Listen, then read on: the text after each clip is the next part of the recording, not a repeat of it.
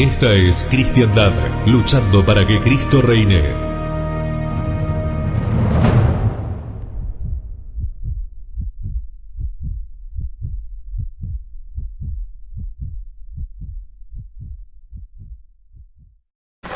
En el nombre del Padre, y del Hijo, y del Espíritu Santo. Amén. Este octavo domingo, después de Pentecostés, presenta primero en la epístola la vocación cristiana, los deberes que nos impone ella, deberes gravísimos, y nos sitúa ante una gran tarea a realizar. San Pablo en esa epístola nos explica las obligaciones contraídas. Somos, dice San Pablo, no deudores de la carne para vivir según la carne, sino al contrario, hijos de Dios, herederos suyos y coherederos de Cristo. Y debemos sacar la conclusión de esa enseñanza de San Pablo. Por lo tanto, hemos de mortificar con el Espíritu las obras de la carne, y estamos obligados a dejarnos conducir por el Espíritu de Dios. Esto ciertamente nos costará lucha, sacrificios, hasta que logremos dominar y poner al servicio del Espíritu todo ese poder, toda esa fuerza de la carne. Y al contrario, en el Evangelio vemos cómo lucha el hombre terreno, el hombre mundano, en defensa de sus intereses. Cómo lo pone todo en juego para conseguir sus propósitos, sus aspiraciones terrenas y temporales. Y buena prueba de ello nos da justamente el mayordomo de la parábola del Evangelio de hoy. Había un hombre rico que tenía un mayordomo, dice el Evangelio, y éste fue acusado delante de él como disipador de sus bienes. Ese hombre rico representa a Dios nuestro Señor, de quien son todas las riquezas del cielo y de la tierra. Sabemos que esas riquezas, esos tesoros que Dios nos da, son de tres clases. Unas son riquezas corporales, que sirven al cuerpo para mantenerlo, la comida, el albergue, el vestido. Otros tesoros, otros patrimonios son espirituales, que adornan y enriquecen el espíritu. Son la gracia y las virtudes. Y otros, por último, son capitales eternos, con los cuales son premiados los buenos, los justos, en el cielo. Esos tesoros Dios los reparte a los hombres. Las primeras riquezas, las corporales, las que son para el mantenimiento del cuerpo, las proporciona tanto a los buenos como a los malos, tanto a los fieles como a los infieles. Las segundas riquezas, los segundos tesoros, que son los espirituales, la gracia y las virtudes, solamente los proporciona a los fieles, y a algunos de ellos solo a los justos. Y las últimas, las riquezas celestiales, evidentemente solo los da a los bienaventurados del cielo. Entonces tenemos que pedir a Dios que nos conceda usar de tal manera las riquezas temporales, las del cuerpo, de modo que no perdamos las espirituales, las del alma, y que negociemos con estas para alcanzar las eternas en el cielo. El mayordomo de este soberano Señor, el de la parábola, significa al hombre. El hombre es el mayordomo de Dios. Dios entrega a este hombre el gobierno de las riquezas, tanto las del cuerpo como las del alma, aquí en la tierra. Aunque le da verdadero dominio de algunas, sigue siendo ese hombre mayordomo de Dios, porque el dominio absoluto sigue siendo de Dios. Y ese dominio el hombre tiene que utilizarlo conforme a las leyes de Dios, igual que el mayordomo de la parábola respecto de su patrón. Tampoco puede lícitamente distribuir ni usar de los bienes que tiene si no es conforme a la voluntad del Supremo Señor que se las dio. Y a este Señor, tarde o temprano, habrá de dar cuenta y razón de todo el uso que hizo de esos bienes. Y eso será el día en que Él disponga pedírselo, para lo cual hay un libro donde va anotado perfectamente todo, lo recibido, lo gastado, donde se asienta lo que se nos da y el modo en que lo hemos utilizado y distribuido. Volviendo a la parábola, entonces, más allá de si la denuncia respondía o no a la realidad de los hechos, la parábola dice que fue difamado. El señor de la parábola no lo dice si comprobó o no, si realmente estaba malgastando sus bienes, pero más allá entonces si de la denuncia fue justa o no, aquel mayordomo fue acusado de desperdiciar los bienes de su señor, gastándolos o usándolos contra la voluntad de su señor. La intención evidentemente de nuestro Señor Jesucristo, al proponer esta parábola, en la primera parte de ella, es hacernos reflexionar sobre el uso de los bienes recibidos. Si lo hemos hecho según su divina voluntad o contra ella. Si las hemos utilizado contra los preceptos que nos dio, concretamente los mandamientos. Y por esas cosas viene el mayordomo a ser difamado delante de su señor. Y sin más, éste le pide cuenta de su mayordomía y le quita el cargo. Así dice la parábola. Por lo tanto, nosotros tenemos que escuchar la voz de Dios, la voz del Señor, que con sus inspiraciones, con sus recuerdos interiores, nos pregunta: ¿qué pecados son esos que haces? ¿Qué tibieza es esa en la que vives? ¿Qué olvido es este que traes de tu salvación? ¿Qué descuido es este que tienes de tu oficio y de las cosas que te he encomendado? Y tenemos que escuchar esa palabra, debemos enmendarnos con tiempo sobre esto que Dios nos avisa, porque si no estuviésemos enmendados a la hora de la muerte, estas palabras tendrán una terrible realidad y estará comprometida nuestra salvación. Somos hijos de Dios y por lo tanto herederos suyos, dice San Pablo en la epístola. Somos coherederos de Cristo. Estamos destinados a estar con Jesucristo en el cielo.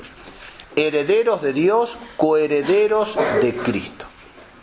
¿Qué más queremos? ¿Nos falta algo?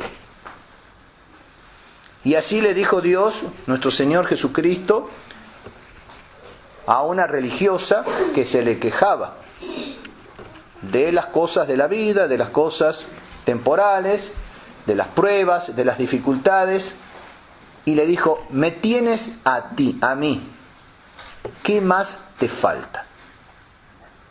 Me tienes a mí, ¿qué más te falta? Entonces somos herederos de Dios, coherederos de Cristo. ¿Qué más nos falta? Tenemos que pensar en esas cosas, y para convencernos plenamente de nuestra inconcebible grandeza en Cristo, la Sagrada Liturgia nos presenta hoy ante nuestros ojos, pone un doble modelo diametralmente opuestos. Uno evidentemente para imitarlo y el otro como contraste para imitar mejor al que debemos imitar y apartarnos del otro. Y así nos pone ese doble modelo, el del hombre carnal y el del hombre espiritual, de los cuales nos habla San Pablo en la epístola. El del hijo del mundo y el modelo del hijo de Dios. El del hombre separado de Cristo y el del hombre que vive en Cristo. El hombre carnal, el hombre mundano, es el hombre de lo presente, de lo perecedero, de lo pasajero. Sus sentimientos, sus aspiraciones, toda su mentalidad se ciñen exclusivamente a lo que existe aquí en la tierra. y está magistralmente retratado por el administrador de la parábola de hoy. Es un hombre que solo se preocupa de sacar provecho de las cosas temporales y de los medios que habrá de emplear para ello. En cambio, le tiene sin cuidado el que esos medios sean justos, injustos, lícitos o ilícitos. Es un hombre, el hombre mundano, es un hombre que pertenece por completo a los hijos de este mundo. Pero para él no significan absolutamente nada la vida futura, los mandamientos de Dios, la vida conforme al ejemplo de Cristo, las máximas del Evangelio, etc. En cambio, el otro modelo, los hombres espirituales, son aquellos que están en Cristo. Como dice San Pablo, no caminan según la carne. No se encuentra nada de ellos digno de condenación, nada pecaminoso, digna de castigo, porque la ley del Espíritu, de la que habla San Pablo, les ha dado la vida en Cristo. Los ha liberado de la ley del pecado, de la ley de la muerte. Entonces son bien contrapuestos ambos modelos. Grande, sublime, es la vida del Espíritu. Y debemos convencernos de eso. Aunque exteriormente parezca pobre, es en su esencia íntima algo enorme, extraordinariamente rico, porque justamente nos granjea el cielo. La vida con Cristo, la eternidad gloriosa. Oscura, insignificante, inadvertida al exterior, es interiormente, sin embargo, muy poderosa y muy elevada. Y ella nos infunde la misma vida de Dios. Por medio de la gracia nos da la vida de Dios. Nos da la vida del Espíritu. Nos da una santa libertad. Nos da paz y un definitivo sosiego en Dios. Entonces, ¿quién más dichoso? ¿Quién más libre? ¿Quién más imperturbable? ¿Quién más fuerte que el hombre vivificado por el Espíritu de Dios? Y ese comparte realmente la misma vida de Dios. Y la parábola continúa dando a conocer la actitud del mayordomo. Ahora viene la segunda parte de la parábola, la actitud del mayordomo al conocer que su señor le iba a quitar la mayordomía, le iba a quitar el puesto. En esa segunda parte vemos, en cuanto a la corteza de la parábola, la parte superficial, la representación de un género de hombres astutos y sagaces para sus negocios. De hecho, el mayordomo, tengamos en cuenta que no es nuestro Señor Jesucristo, es el mayordomo de la parábola, elogia la astucia del mayordomo. No quiere decir que nuestro Señor Jesucristo apruebe su comportamiento. Simplemente lo que quiere sacar es una conclusión nuestro Señor al mostrarnos en esta segunda parte de la parábola la astucia de este hombre. En ese sentido, no trae nuestro Señor el hecho de ese mayordomo para que lo imitemos, sino para que al considerar la providencia que tuvo en remediar con tiempo lo que se le venía encima, se va a quedar sin trabajo, se nota que ya tiene una cierta edad, bueno, ¿qué va a hacer? ¿Cómo se va a ganar la vida? Y procedió astutamente. Procedió con tiempo a las necesidades de su cuerpo, y por eso nuestro Señor quiere sacar la conclusión: debemos ser prudentes en remediar nuestras necesidades del alma. De la misma manera que Él empleó astucia, sagacidad para remediar a los problemas de su cuerpo, nosotros debemos emplearlo para remediar los problemas del alma. ¿Por qué? Porque los hijos de este siglo aventajan en la prudencia que tienen para sus negocios temporales, mundanos, a la sagacidad, a la prudencia que tienen los hijos de la luz para sus negocios eternos.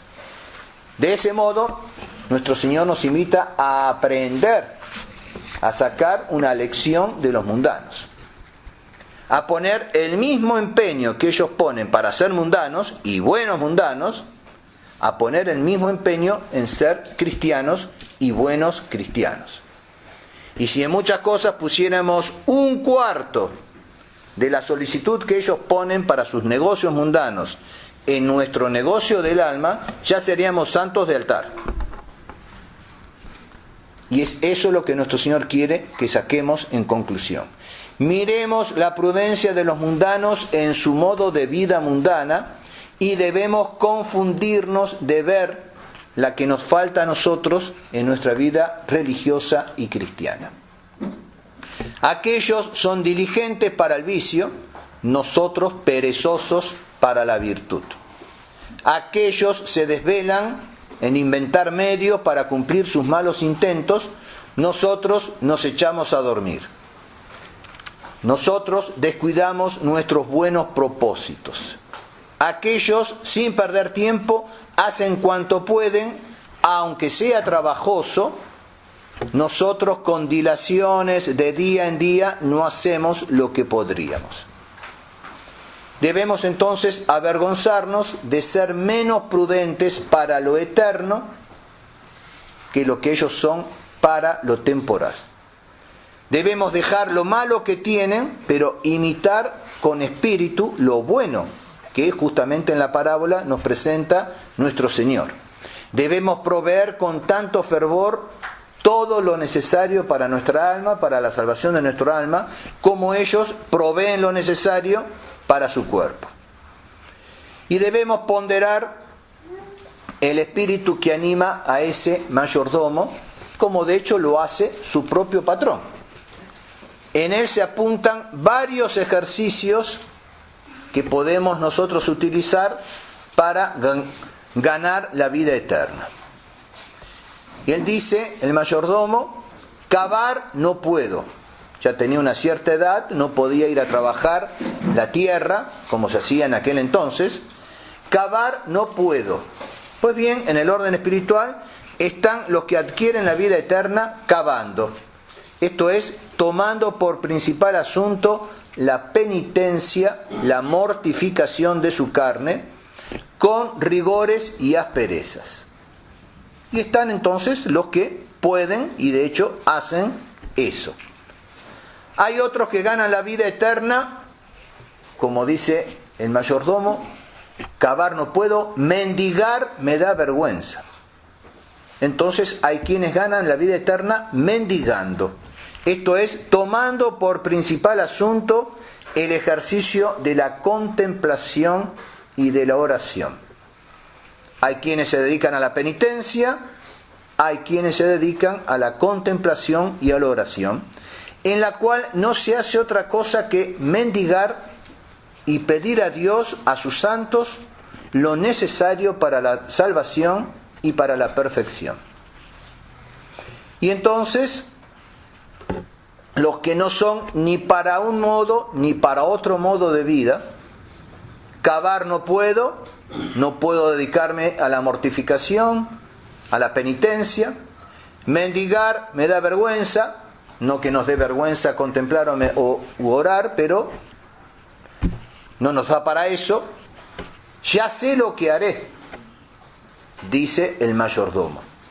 Los que no son entonces para ningún género de vida de estos dos primeros, no les resta más que tomar el tercero, granjearse la vida eterna con limosnas y obras de misericordia, las corporales y las espirituales, conforme al talento o a la capacidad que Dios le haya dado, porque con esas obras de caridad, con esas obras de beneficencia, obras de misericordia, se alcanza de nuestro Señor el perdón de los pecados propios, dones grandes de su gracia en esta vida y luego la vida eterna.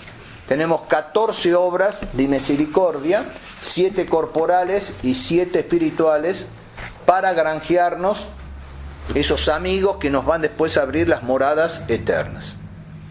Cavar, mendigar u ocuparnos en esas obras de misericordia. Y nuestro Señor infiere, saca como conclusión de la parábola diciendo: y yo os digo que os ganéis amigos con las riquezas de iniquidad, para que cuando falleciereis os reciban en las eternas moradas. En esas palabras llama riquezas de iniquidad a las riquezas temporales. Todas las riquezas temporales. Las verdaderamente inicuas, es decir, deshonestas, ilícitas, e incluso las honestas. Nuestro Señor llama riqueza de iniquidad a las riquezas, aunque sean o aunque hayan sido lícitamente adquiridas. ¿Por qué? Porque solamente las tienen por riquezas verdaderas los malos. Entonces, alguien que considera que realmente la riqueza temporal es riqueza, no es bueno, es malo. Esa riqueza es riqueza de iniquidad. Los malos ponen en ellas su descanso y llaman bienaventurados a los que poseen esas riquezas. Mas los justos, los perfectos, las tienen por basura y huyen de ellas porque son ocasión de innumerables males, de culpa y de pena a los que desordenadamente aman esas riquezas. Pero, a pesar de todo, pueden ser un instrumento de ganar riquezas espirituales, riquezas eternas. ¿Cómo? Siguiendo el consejo de nuestro Señor Jesucristo, que da aquí en esta parábola a los que poseen esas riquezas, diciéndoles que ganen con ellas amigos, para que cuando fallezcan los reciban en las eternas moradas, ejercitando con los pobres todas las obras de misericordia, los cuales, esos pobres, son amigos fidelísimos y poderosísimos para justamente negociar con el Señor la salvación de sus benefactores. Y Jesucristo nos ofrece, pues, con el ejemplo del mayordomo, un medio de salvación. Quiere que imitemos su sagacidad, su prudencia, su astucia, para granjearnos amigos. ¿Dónde? Y puede ser acá en la tierra, puede ser en el cielo, puede ser en el purgatorio. Con las riquezas de iniquidad, granjearnos amigos aquí en la tierra, mientras vivan, algún día van a morir, y si siguen siendo nuestros amigos, seguirán siendo nuestros amigos en el purgatorio o en el cielo, si se salvan. Pero mientras están en la tierra, debemos granjearnos esos amigos. A los que ya están en el purgatorio o en el cielo, granjearnos amigos allí con la riqueza de iniquidad. Jesucristo nos ofrece ese medio de salvación.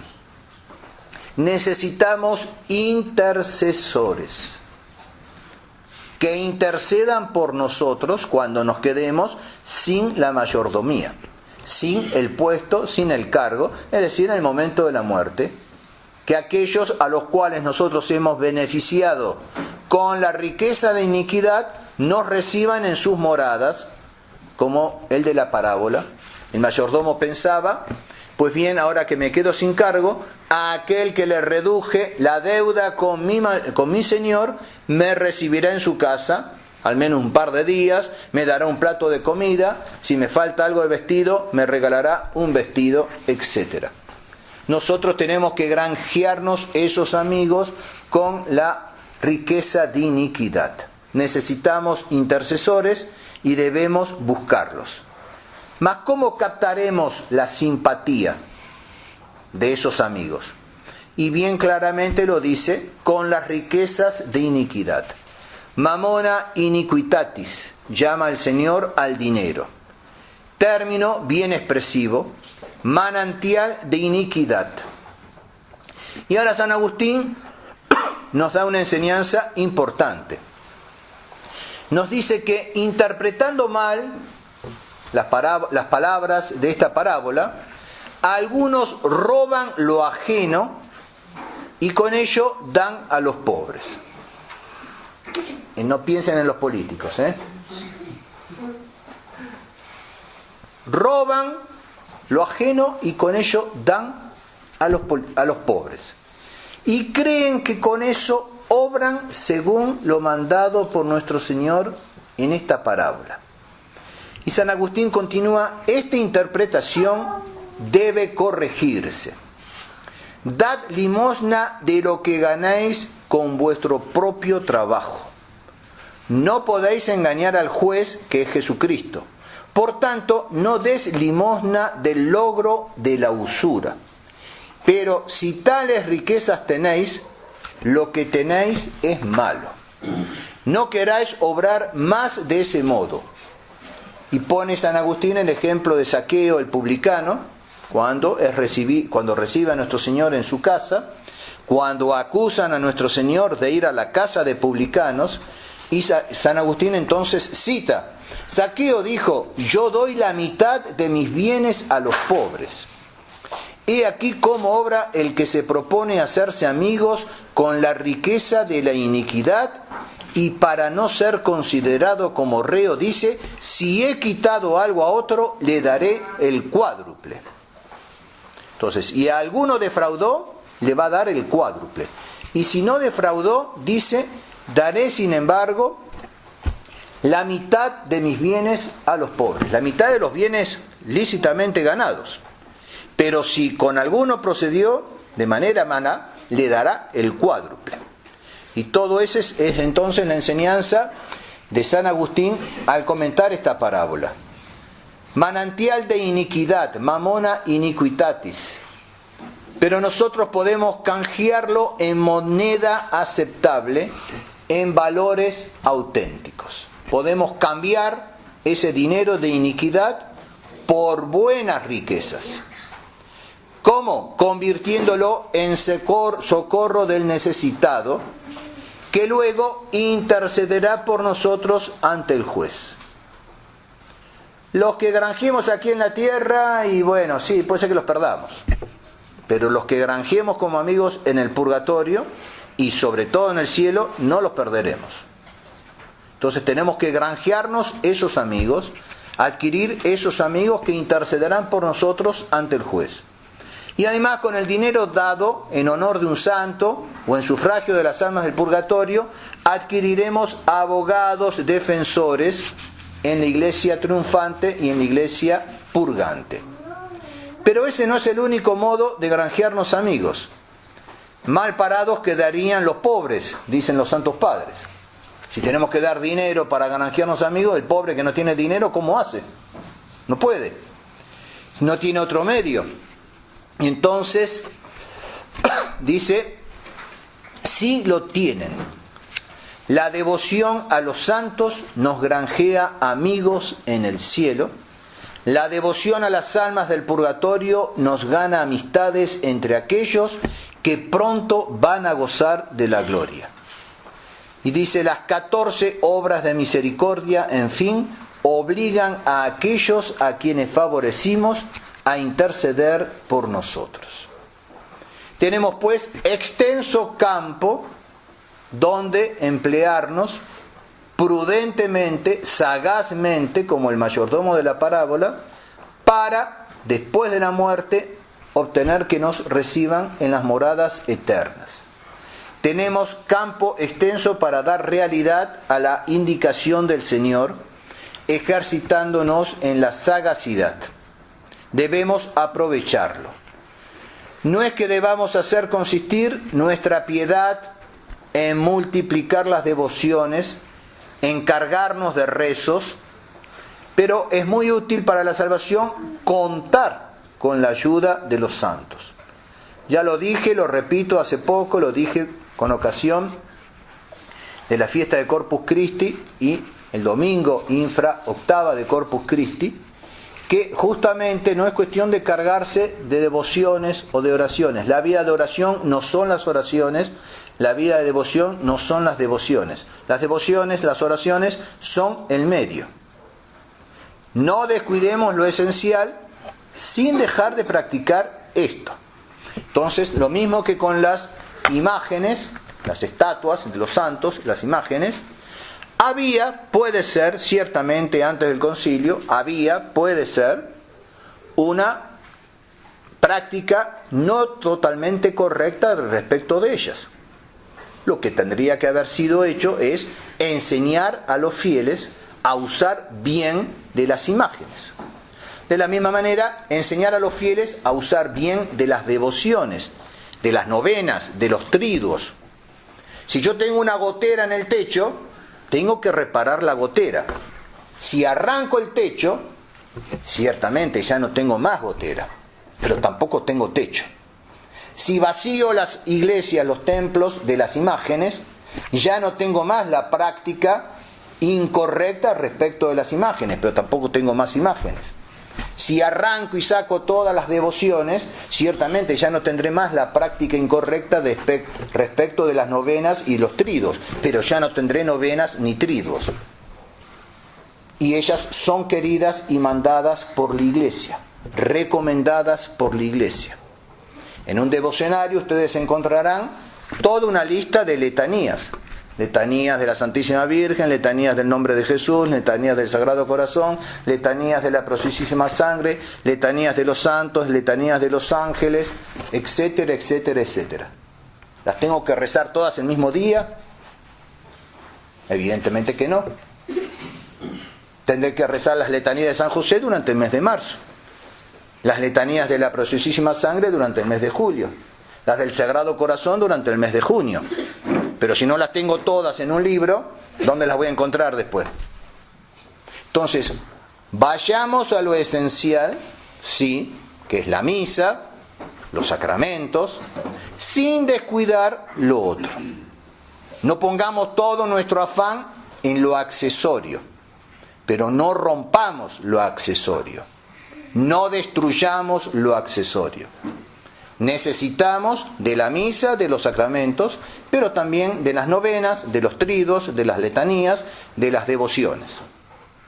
Y entonces, si vemos que los fieles o nuestros amigos hacen mal uso de esas cosas, hay que enseñarles a reparar la gotera en el techo y no arrancar el techo. Creo que he sido suficientemente claro. Entonces, no descuidemos estas cosas, porque con ellas nos podemos y nos debemos granjear los amigos en el purgatorio y en el cielo. Sea por lo tanto el fruto de esa parábola renovar nuestras devociones de manera que las hagamos con espíritu de fervor. Sea también otro fruto ejercitarnos en obras de misericordia, de modo que obliguemos a nuestros prójimos a interceder por nosotros.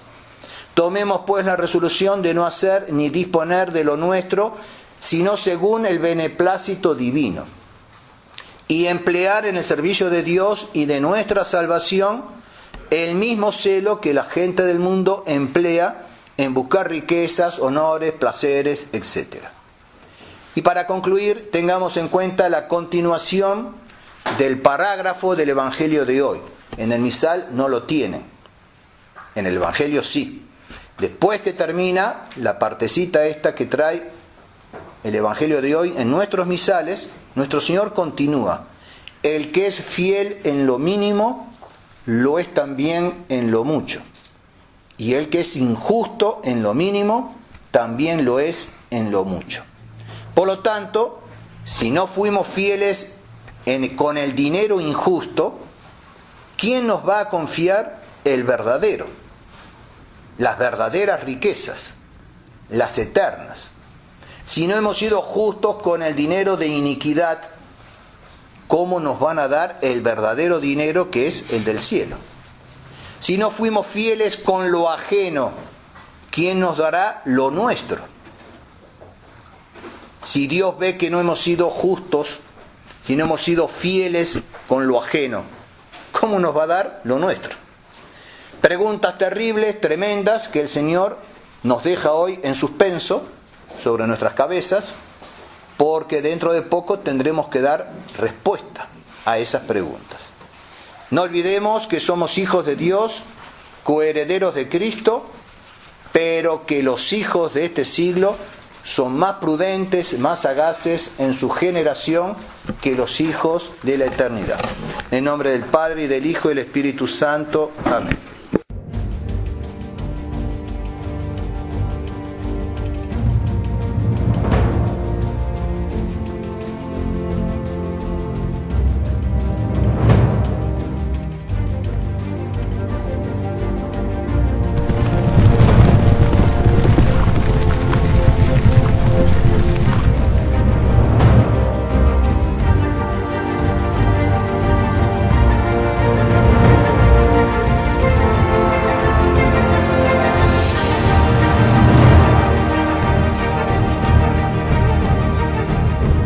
Esta es Cristiandad, luchando para que Cristo reine.